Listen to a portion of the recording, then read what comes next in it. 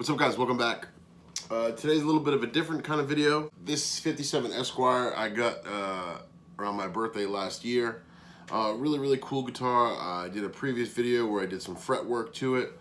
And now, really looking at it, I want to do the guitar justice. And as I said in that previous video, this guitar was a refin. And these basically white guard era Telecasters had a more of a translucent blonde finish. And this is extremely white and kind of too brand new looking for the guitar. I'm not gonna necessarily do a video documenting a refinish process or a restoration because I've already done that with the 62 Ash Strat. I'm gonna get this apart and I'm gonna show you some cool pre-CBS features, ways to date things, ways to check it all out, ways to really get inside the guitar and see what you got. So I'll start disassembling it and I can take you guys through it, and I'm basically gonna lay all the pieces out, and we'll get to have some fun with it and do some archaeology while we're here. So first thing you want to do is I try to start out with just black towel out on a table so I can keep track of everything, and just a few different style screwdrivers. The tips of the screwdrivers, I really recommend having an assortment because some of these older screws, they can get rounded out and stripped out when using the wrong size screwdriver. We got a nut driver to take out the input jack nut, a pair of wire cutters, and a pair of pliers just in case. Also using this wonderful Blackguard book by Nacho Banos. It may not be a Blackguard guitar, but a lot of the part numbers and a lot of the intricate details, crossed over into the white guard era. So we'll be using that as a reference point as well. Not saying this is, a must-have because there's plenty of information on the internet, but this is such a valid book for any vintage Telecaster or vintage Fender fan. So I really like this. So one of the cool things about the Esquire and the Telecaster, especially in these years, is it was in fact routed for a neck pickup. The only thing is the neck pickup holes themselves were never drilled. This one still has no holes drilled in it. It's solid still, and I'm gonna keep it that way. I'm actually thinking about a way to design a plate that I can actually put a neck pickup in if I wanted to try it out. But, for now, I'll just we'll take a look under the guard because everything is gonna come apart from this guitar, and, it's gonna just be a guitar body shipping out. So as you can see, so far, no routes, repairs, or anything like that. You can see the neck pickup route, the harness channel. So far so good. We'll get the electronics cavity off now. Check that out. Again, it may be in the details, but if you're comparing the two screws, to use the same small screwdriver to take the control cavity screws out, you could risk stripping it out, and then you got one stuck in there. Plus, these are old artifacts. You don't really want to damage them. So just changing screwdriver size is recommended.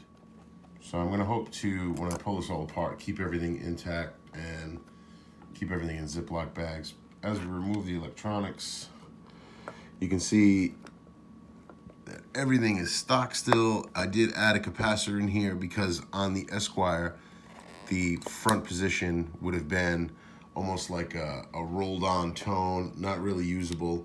So I'm able to get 3 different tones out of this guitar, all usable. And I mean, I could use each one of these tones on their own, for a gig or something like that. So getting into the first, date codes or anything like that, you can see we have a CRL 1452 switch. This is a common switch in pre-CBS guitars, most notably the Stratocaster and Telecaster. You have your CRL 1452. And on the flip side, you have your patent numbers here. This is, again, this is military spec, and all this stuff is before, everything was just stamped out, banged out, and you could buy, a 3-way switch at your leisure. Everything was, these things are industrial, and it's just really cool to see these patent numbers here. And if you come over to Nacho's book, you have the correlating patent numbers, CRL brand 1452. It's just really great to be able to say, yeah, that's in there, See, in Nacho's book, again, he starts talking about stack pole pots with the 304 code covered in solder. And you look at the pictures, you know, and as we come over to ours, although there is a solder blob on there, you can see at the bottom side there a 304. You know, and these are covered. There's not much I can do for this one, but 100%. There's not much I can do in uncovering these, but I am 100% certain that these are the original pots to the guitar, and they are dated period correct. I plan to clean up all of these solder joints again when I put this guitar back together. So as far as the pickup leads, I'm just gonna snip them at the switch, snip the ground at the pot.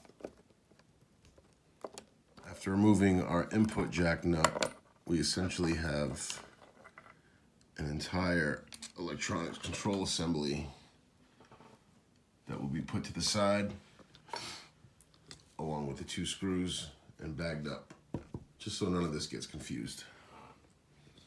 I've seen quite a few guys working on Telecasters and, you know, totally rearranging the bridge saddles and their orientation and basically screwing up the intonation. You really don't have to. A little trick is to just rotate the saddle straight up so the screw passes by and you have no issues there.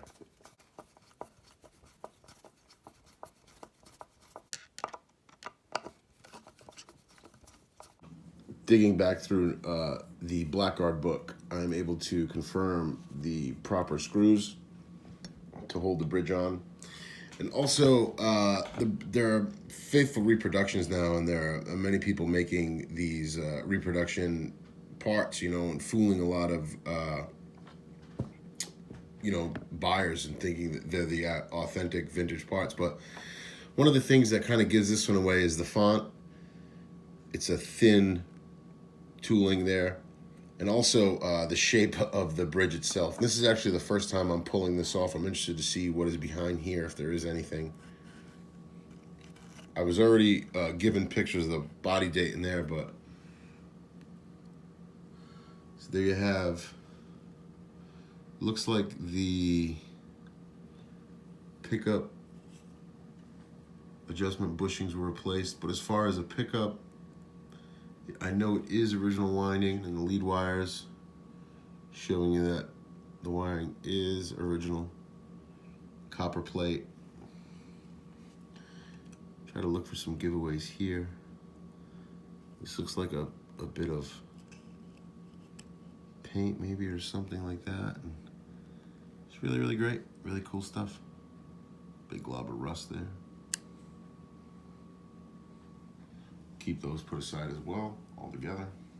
If you just take a moment here, there's a point I want to make. You know, like I said earlier about, you know, companies making stuff and or relicking them and selling it. Think about the screw position. Think about the way this strap button sat for 60 years. Like this one, if you know, not many companies, when they're relicking these parts, they don't factor in the fact that if this screw is threaded into a hole all its life, it's not going to rust and corrode like when you would get a relic screw. You see what I'm saying? So this strap button is a relic strap button, heavy relic, and you can see the rust all the way down the threads. Now, you can ask yourself, how would that happen if that screw was threaded in? That's a lot, you know, that's a great way to debunk, you know, just screws for that matter. See, this one was flush to a body. The bottom side of it is clean. The threads are clean. Much like the bridge screws. You know, they look awful up top, but where they're threaded in, they're still clean like the day they were new, you know? So those are things to look out for, little tricks and tips to find some of that, you know, faking a relic component. All right, so I'm gonna split the neck off of here, and then maybe we can get into some details of the body or, you know, giveaways of a vintage body.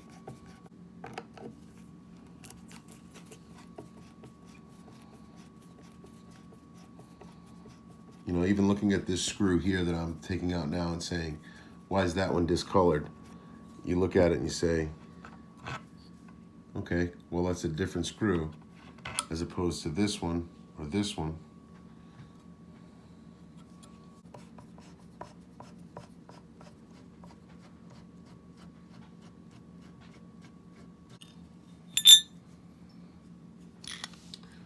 Okay, so you can see we have one odd duct with the neck plate screws. Here's your neck plate, and there's a font. You know, they do fake these too. I've seen a lot of these reproduction ones. But obviously a screw was put in here, you know, at some point. Not entirely a big deal because it is the same size, but it would be nice to find 3/4 threaded. So maybe I'll hunt one of those down on eBay in the future or something.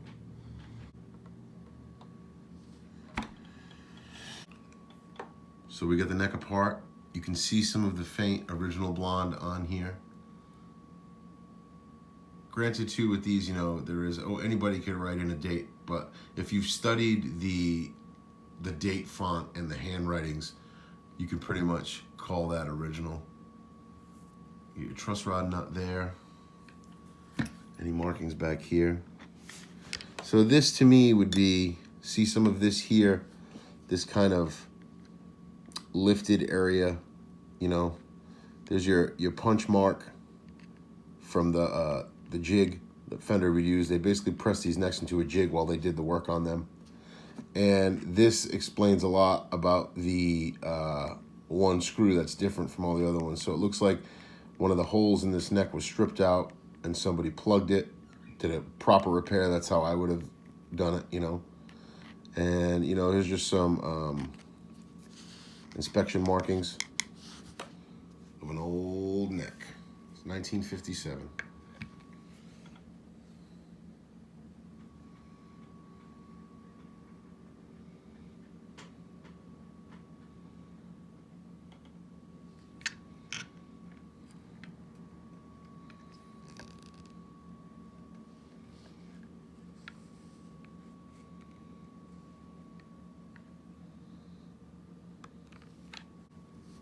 All right, so getting into one of my favorite parts. You can see an indent here of the grounding wire that came from the control cavity. When I just took this guitar apart, there was no grounding wire there, and this guitar did have some hum to it, so I will be adding a proper grounding wire in there. Also looking at the electronics control cavity, you can see a router mark right down in there, you know, it's a great sign. I'm not sure, but I don't know if this guitar was blonde or black. I just see a lot of, you know, black coloring. Either way, nail hole here. Got yourself another nail hole up here. And one more here. They basically put small brads into these bodies while they were spraying them and let them rest on the nail holes. And you got another one right here, obviously, sorry. So they could shoot the guitar while resting on the nail holes. Neck pickup pocket, like I talked about, no holes in there. And you have your neck pocket. This is after the, you know, the D stamp. But you see some of this? I don't know if it was sunburst or what, but this is really odd. I don't see any traces of original blonde.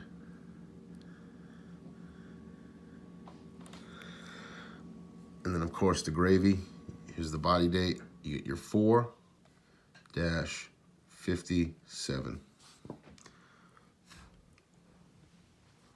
Making short work of that, breaking the 1957 Esquire down, checking out some pot codes, switch codes, body and neck date codes.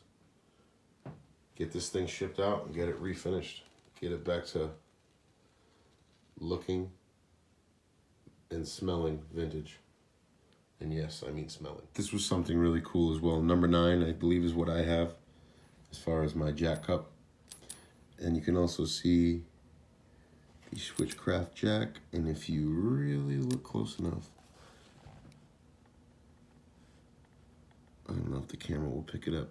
There you go, you can see some of the writing. So that's really cool just to lock all that in. Comparing the size and shape of these saddles. So not the brass ones. But you can see some of the Blackguard guitars did in fact have the steel saddles as well.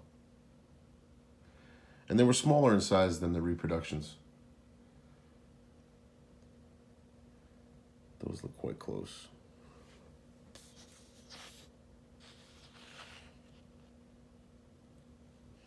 Again, you know, here is a proper neck screw, and the one I'm dealing with was, you know, fully threaded. You know, same size here for the bridge. You know, and with the Blackguard guitars, many of them were flathead, slotted, and I need the, obviously, Phillips head 4-slot. So I'll get the stuff I need to put this guitar back 100%. One thing I do want to make note of is I did swap these tuners out because the originals were kind of, you know, just not holding tune and loose. But these are, in fact, a relic set of Clousons. I will put these back because they just hold tune better than a set that are worn out. But if this was a vintage tuner, if I removed this, it would have a patent number underneath it, and these don't. So yeah, guys, I know it's not super entertaining, and I'm just showing you some nerd stuff when it comes to guitars, vintage guitars, and dates. But I'm excited to get this Esquire refinished. The neck I'm going to leave alone because it feels really good. I've already refretted it. No need to do any work to it. I'm just going to send the body out, hope for a quick return, get it back to that original blonde like you see here.